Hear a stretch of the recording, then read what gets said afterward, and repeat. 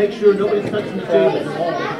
Hi, my name is Jeremy. I'm here with Jennifer, Education Specialist at the Creation Museum. Specifically, we're here in Discovery Hall learning about physical science. So, Jennifer, can you explain what's going on here and what this is called? Yes, this is our sold-out Physical Science Explore Day, and today the kids have learned about waves, they learned about magnetism, and right now they're engaging in our sound lab, and we will complete the day with measuring light through spectroscopes.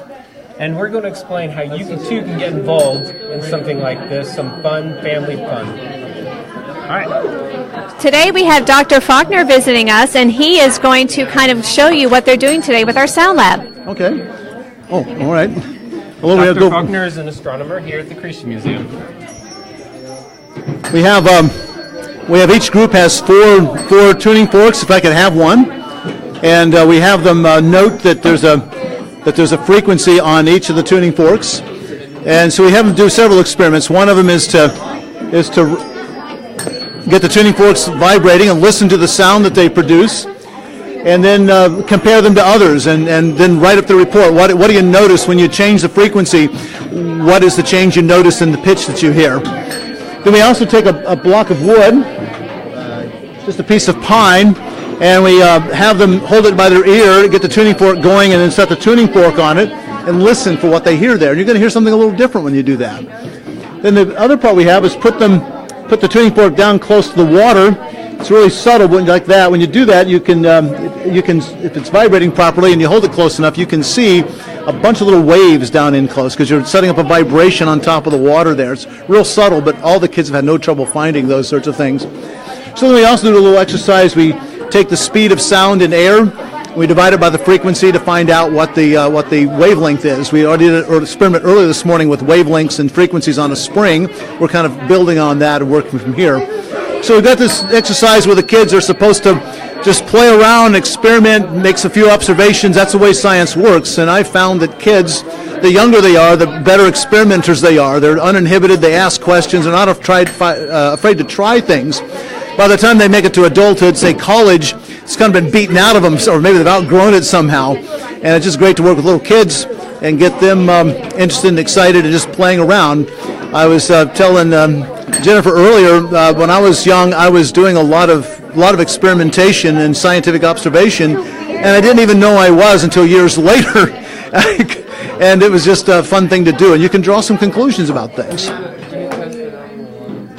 So what other experiments are we doing here throughout the day? Well, the one we did this morning with the springs, we had these long springs that are several feet long. You stretch them out and you could set up waves. You could make a transverse wave with the waves going back and forth, or you can make a longitudinal wave going in the same direction the wave's going. That's like a sound wave would be, and the other would be like a water wave.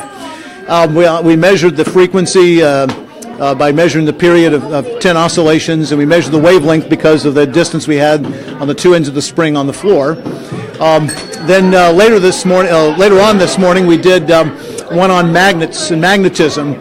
We had different types of magnets, bar magnets, horseshoe magnets. We put iron filings two different ways above it so you could see the pattern of the magnetic field mapped out. So they were playing around with that. They actually liked that experiment quite a bit because you could play around with it and experiment. We have one more we're going to do later on this afternoon.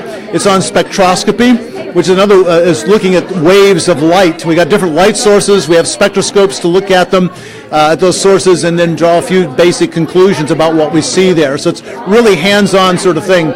Dealing today primarily with some things in physical science, waves primarily, but not exclusively. That's cool.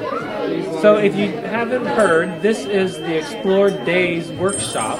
It's an all-day affair where we have a number of different workshops throughout the day learning about physical science, and we're here with Dr. Danny Faulkner, the astronomer, who is helping us do these experiments. And you too can get involved with Explore Days or the camps. The Explore Days happen days throughout the month. You can go to creationmuseum.org/explore and learn more about that. But if you're interested more in a number of days all put together, have your children and your family involved, then you can be a part of it and go to creationmuseum.org/camp, and that is where you can learn more about the camps that we have going on in the summer.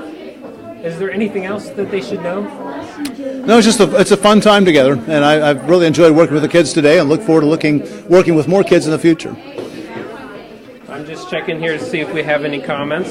We don't have any comments right now, but if you have any questions, feel free to comment, and we will answer them in the comments on the Facebook Live. And thank you very much for joining us.